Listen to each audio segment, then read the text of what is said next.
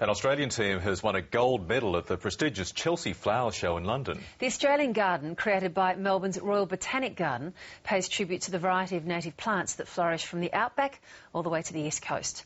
Our Europe correspondent Philip Williams spoke to the winning Australian garden designer Jim Fogarty.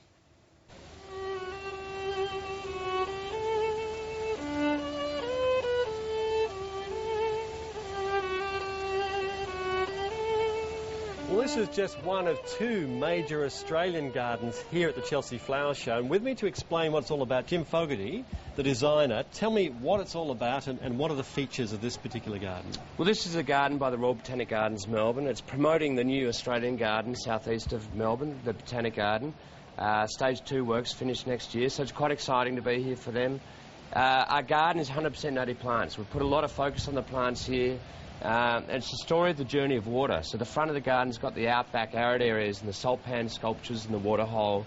Water bubbles up from the artesian basin, goes through the blue boomerang water feature to the coastal areas. So we've got coastal plantings, got the modern shade pavilion up here with the temperate plantings and the gorge area behind us where water cascades down back under the ground, which continues the cycle of the journey of water.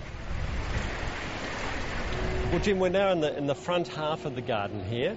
We've got a barbecue set up here. Tell me the significance of this particular instalment here. Well, it's an outdoor fireplace, which obviously with our weather, environment, very popular in Australian gardens, especially places like Alice Springs, where days are warm but nights are still quite cold. But we've managed to bring over some reclaimed burnt wood from the Black Saturday fires, just to bring in some of the stories of Australia and how we deal with drought and flooding rains. You know, that is part of Australia's culture. Now, if we walk down here, very much Australian plants and flora here that we recognise, the bottle brushes, etc. How difficult was it to keep these plants alive in perfect condition and transplanted right here into what's, you know, it's not exactly warm, is it? No, it's not. And you've got to remember, we can't ship plants out of Australia. So all these plants have been sourced in Sicily and Spain, Portugal, Holland. We've sent seed over from Australia and grown a lot of bedding plants and wildflowers. We've got 2 rare and threatened species.